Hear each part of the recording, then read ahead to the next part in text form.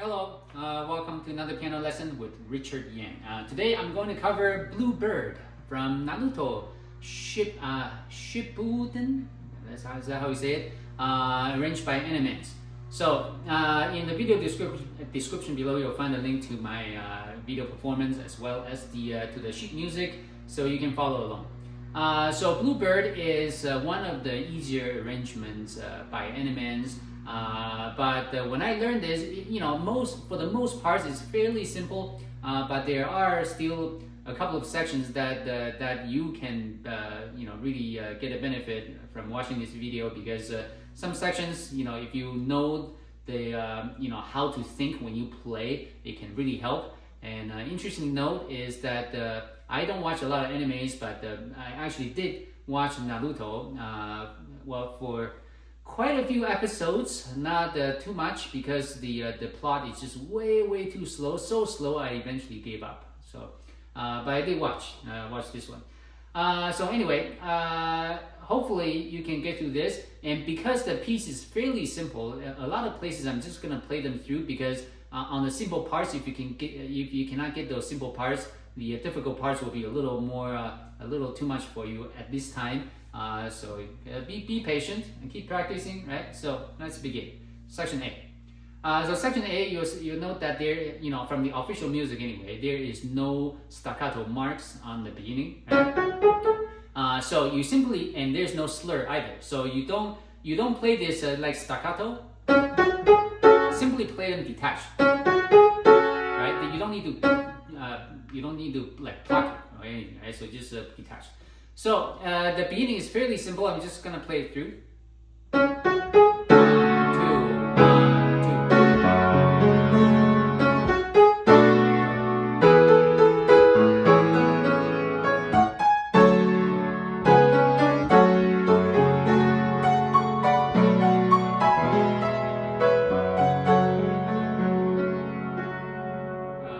Crescendo retard, right? So like there's really not much to it, right? So then we get to this. So right hand, left hand, and you want to have a sense of direction going down, because it essentially starts here, right? So it's a little. The rhythm can be a little interesting, because you're starting from the pickup eighth, the measure before. So for example.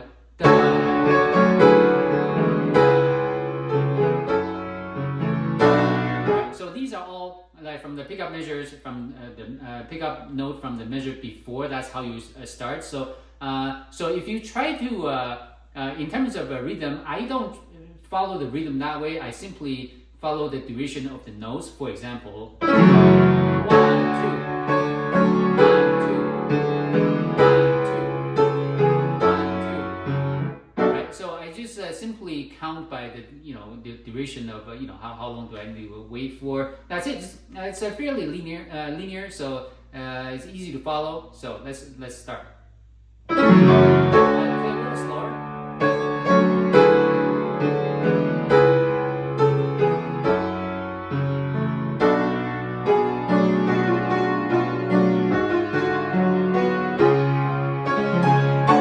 Right. So the triplet.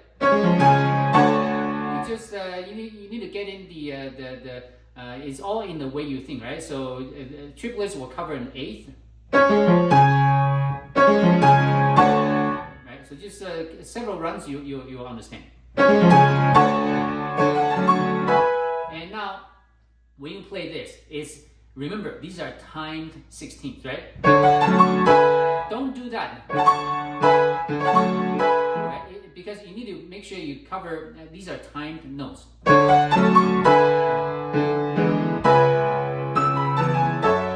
So don't go, nothing like that.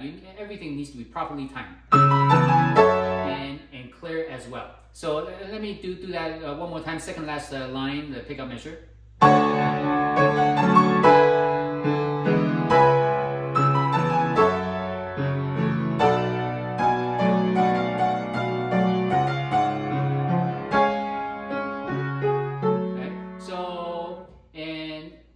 In order to play this clearly, try to press into the keys down and slightly up, right? So you need to have like a downward motion and lift slightly before you move. Next one as well, you want to, the word is sink into it. You sink into it, right?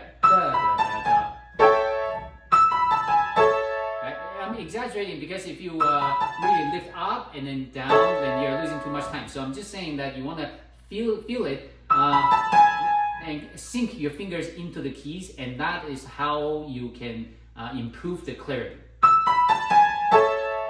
And of course, pedaling, change, change, change, change.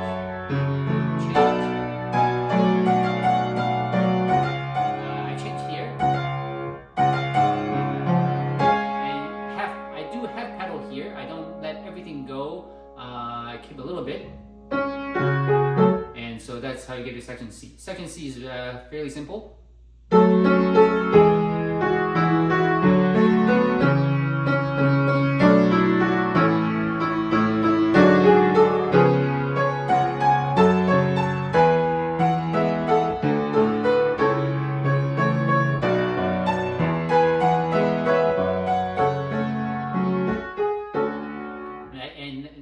The last one, staccato on the left hand, and so nothing to talk about there. Section D. Section D, notes first.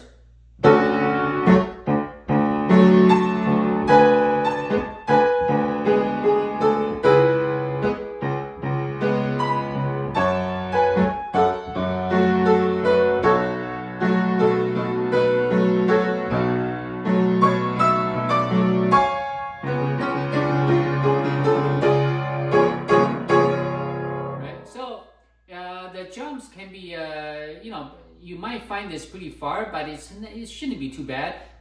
What you need is a good pedaling technique, right? So pedal down, up, down,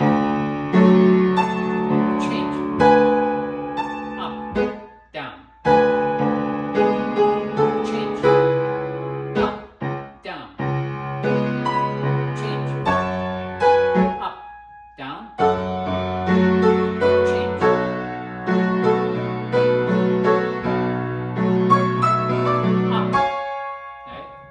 Again, before you start this. No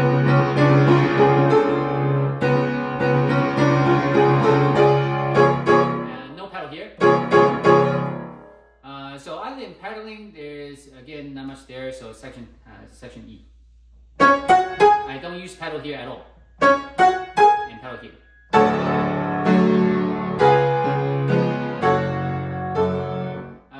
So in this section, the left-hand jumps can be a little farther now. So if you really need, you can practice separately. But because you're usually jumping onto like black keys, so it's it's not too easy to miss. So it's not too bad. But this section may require some getting used to.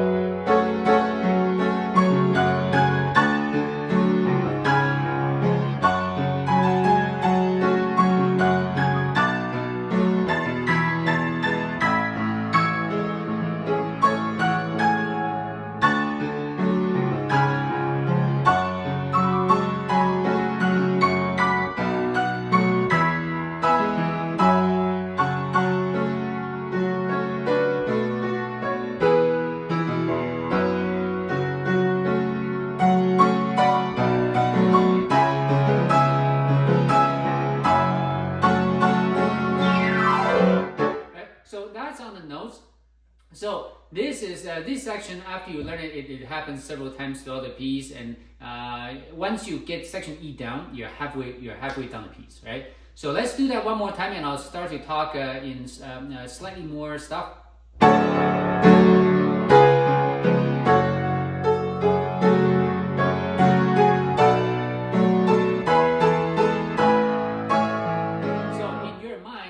Need to keep track of the eighth notes with the tie, how long you're gonna wait for.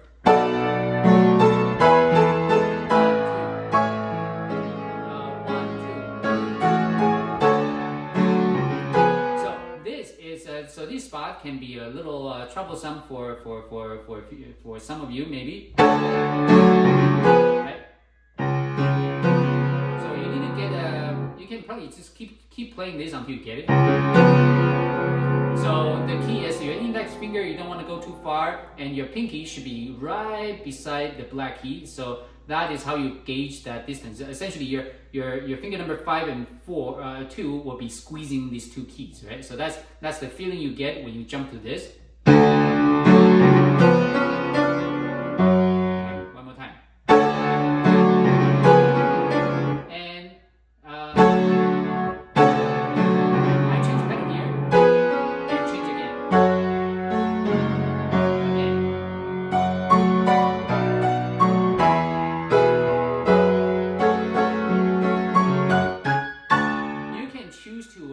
Not use any pedal here, or you can do some pedal. It just simply sounds different. So whatever makes you happy, I think.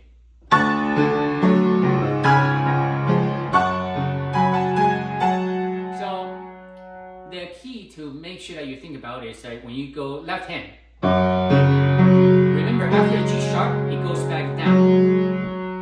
Because when we play this,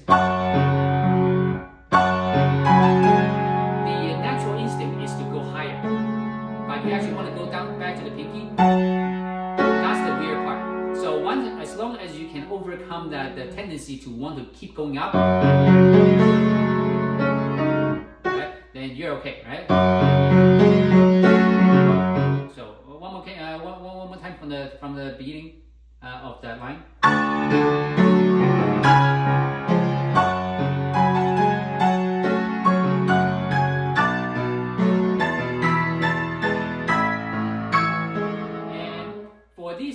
Right, because you might think that it's pretty far, but because I don't know why this doesn't play as difficult as other jumps. It's probably because it's I don't know. It's maybe you can try it out as well. Is it difficult for you? Is it not? You can let me know, right? But bottom line, when you guys play this, for example, this might need some exercise, right? Because it's playing thirds is.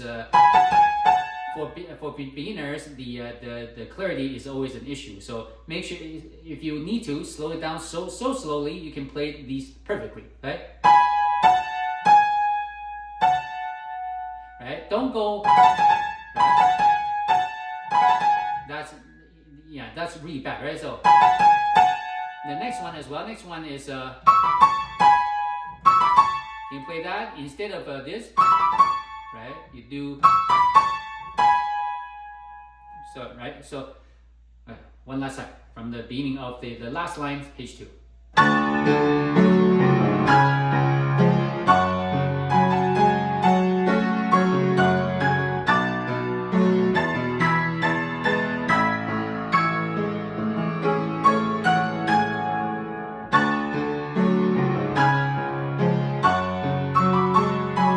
And when you play this, it's a little easier if you can sink in, especially the initial note, right? Sink down. For some reason, it makes clarity a little easier to manage. So maybe it may work for you, may not, but try it out, see what happens.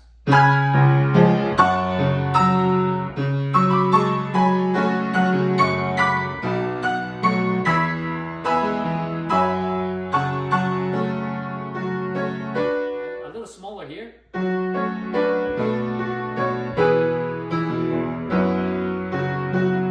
Fortissimo.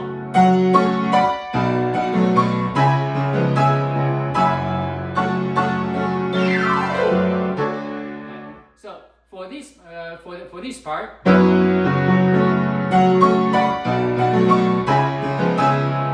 so this is another spot that you can take. You might need to practice. Can you play this all three notes all together? Right.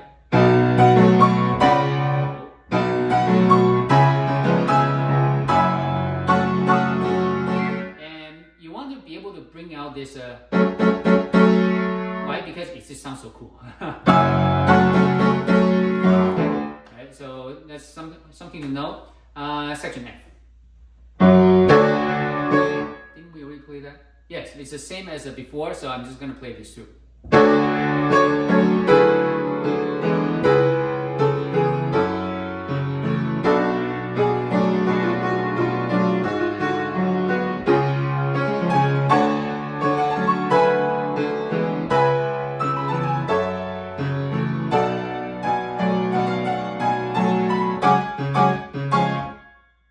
So this, right? So just make sure you hear that accented notes. Right? So section G. Section G, there are several voices involved. You have this. That's the top voice. The middle voice is this. Top voice, middle voice, top voice, and of course you have your bass. Right, so just make sure that you know that there are different voices going on. So when you do voicing, don't treat them equally. My emphasis was put on the middle voice. Right.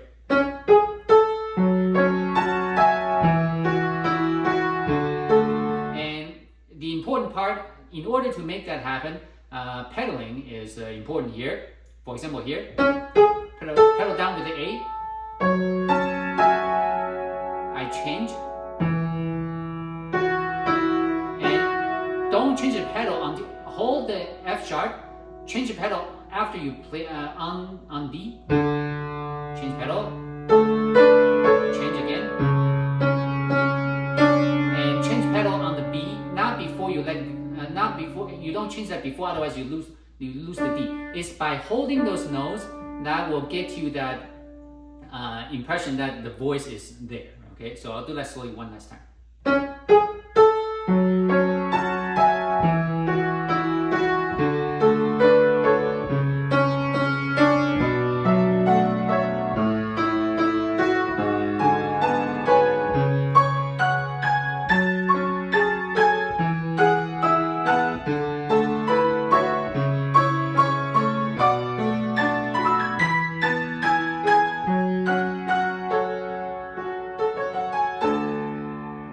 So not much to it. Section F, some arpeggios going on.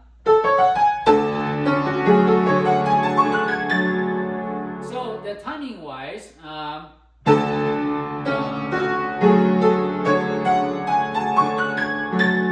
it simply goes a little straight time so far. And it's right here.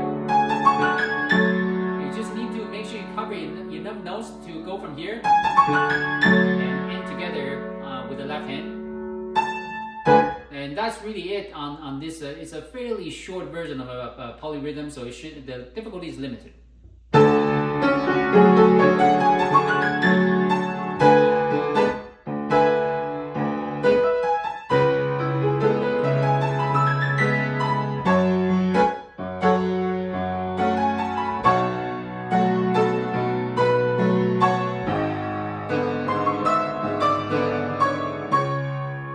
Watch the finger.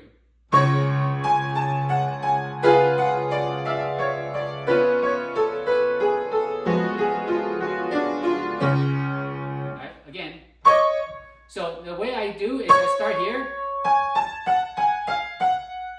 and switch over to pinky. Pinky. That's the way I finger this. I don't know how, I haven't checked out how Animenz does it, but that's the way I work. And if you find that too difficult,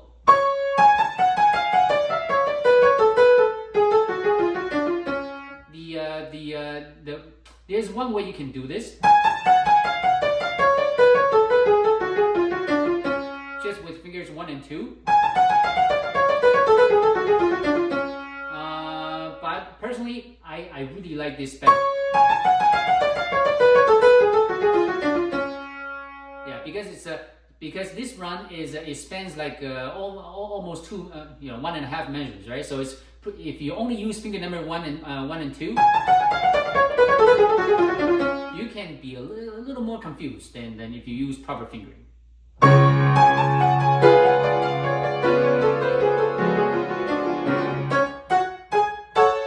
And section I is the same as before, so I'll just play through. Oh, it's slightly different, but very similar.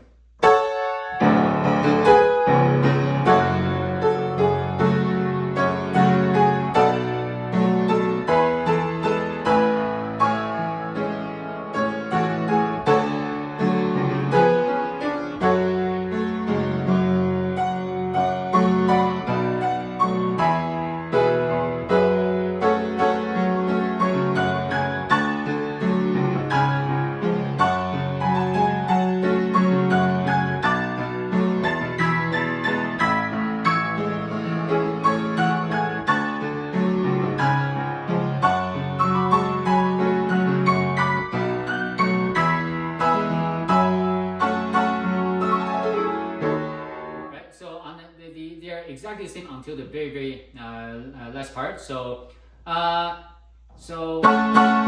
instead of doing this one hand,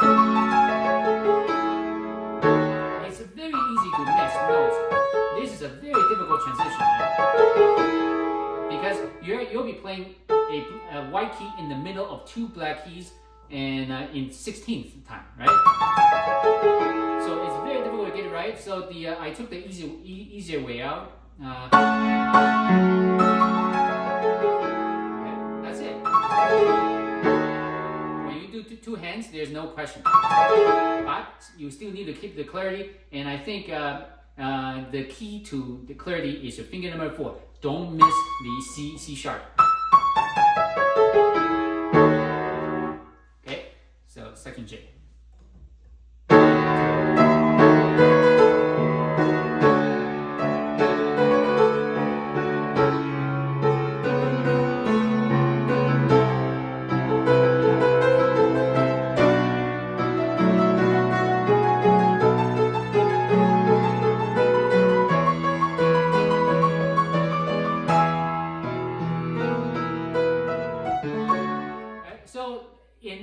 In this part, you might initially find that this is it's a difficult, it's a rhythmically challenging.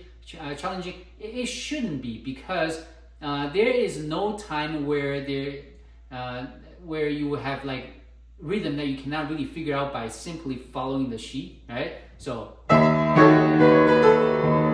the triplets 不一样。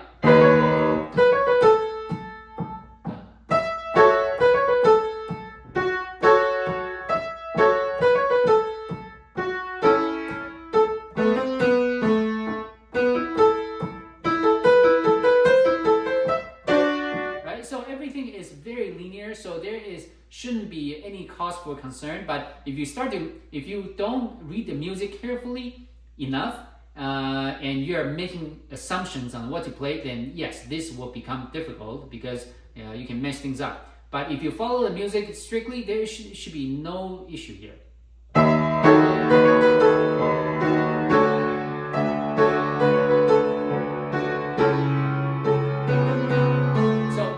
Can be a little tricky, because the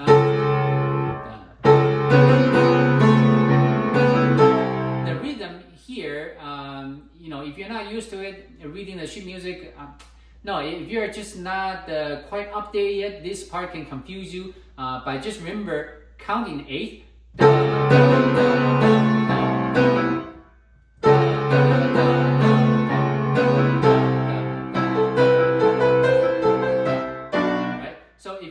Counting in 8, give yourself a beat to follow. there should be no issue.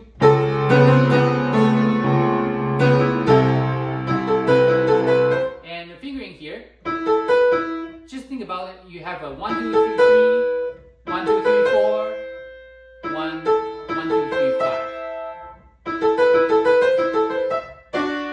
So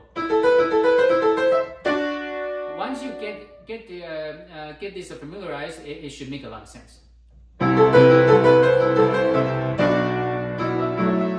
now for this, getting a good even though you can play everything with 1/5.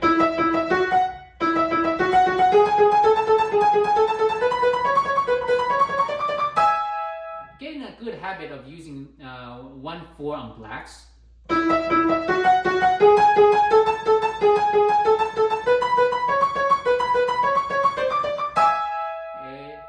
Because in this way, it can help you with controlling the pace of the 16th. Because if you only play with 1/5, very likely you'll start to go. Things will become uneven. But if you switch between 1/5 and 1/4, somehow it can help you with keeping the 16th a little better.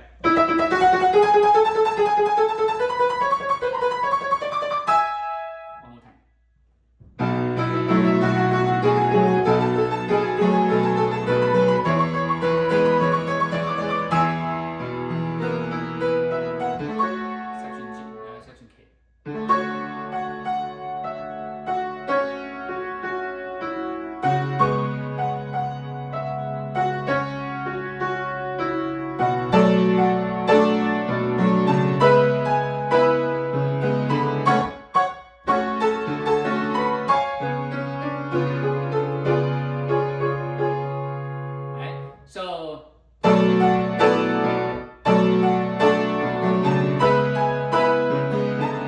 here, pedal off. You can do a gradual pedal off instead of just going, right? So take it a little more gradual. And piano here, remember, not forte. Change pedal here. Or you can take pedal, or you can go pedal off. That's it. So section L.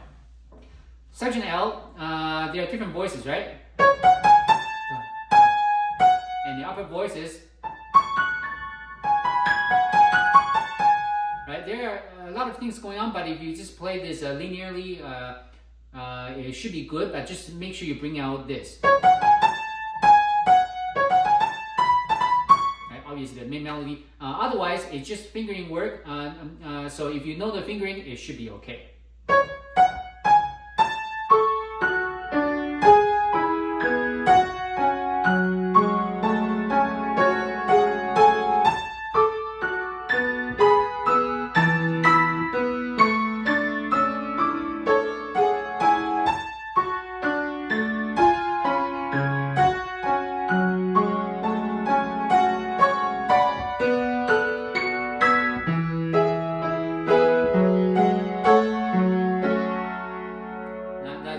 That's really it. There's when you try to play this, when I first tried it, the first try was a little confusing, but once you get used to the fingering and you're running a couple of successful runs, then you got it.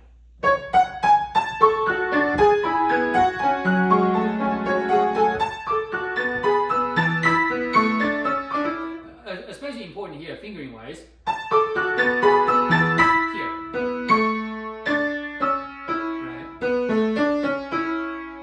Make sure you get that.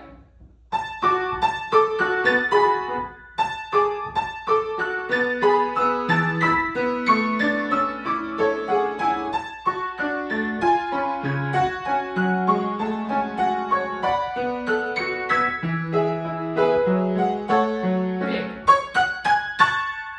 Right? 1, 2, 3, 4.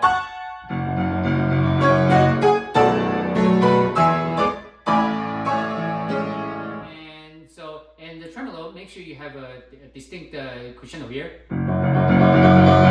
And it's not random. These are 16th notes, not exactly just not just that. And in order to get familiar with this, you don't want to think on both ends of your hand, down, up, down, up. Instead, keep your focus on the left side, on your pinky.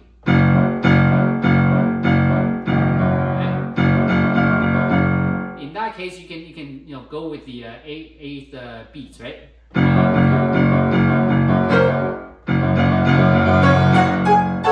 Right. If you try to think both going down and up, down, up, down, up. If you try to think that way, it will be very confusing, and especially this is not too slow, right? So just think.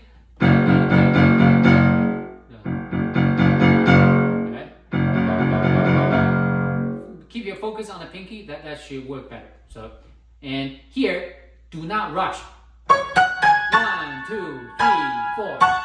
Right, and then 1, 2, 3, 4.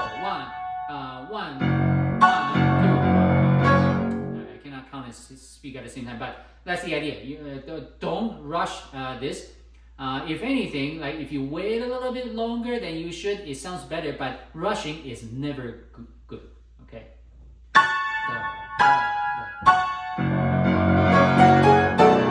Slower.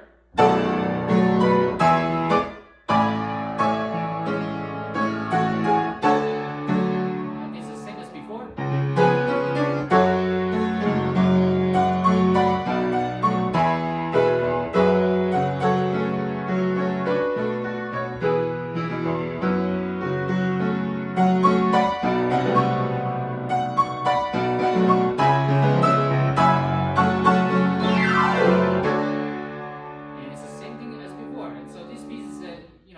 Not a lot.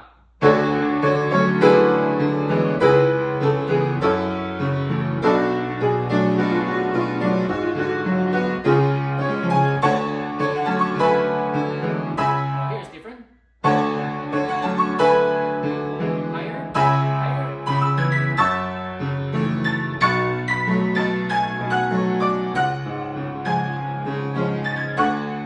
And on the last one, just 5, 4, 5. And so the counting here, down,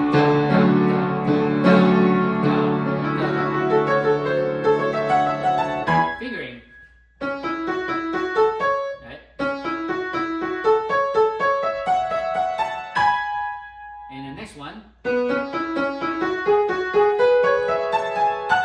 And this one, it can be a little weird.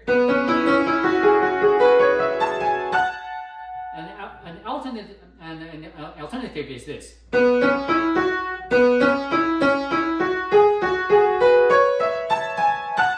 Personally, I find this a little more difficult because if you can go from 5, 4 to this, that's a little more difficult for me. I like this better.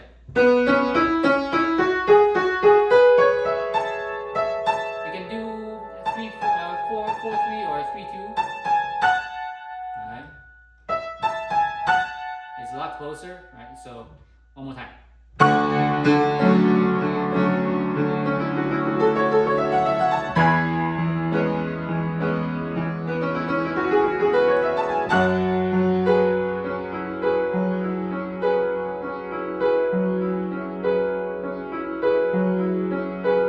All this time I keep the pedal held until here, change. Change.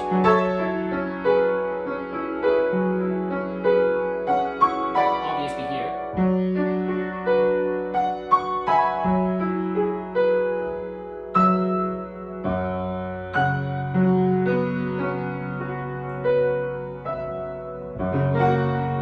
That's it. So it's a fairly linear piece. There's not much to it. It's just knowing the fingering, knowing keep a count on your 8th beats. That's it. Everybody can do it. Good luck. Until next time. Goodbye.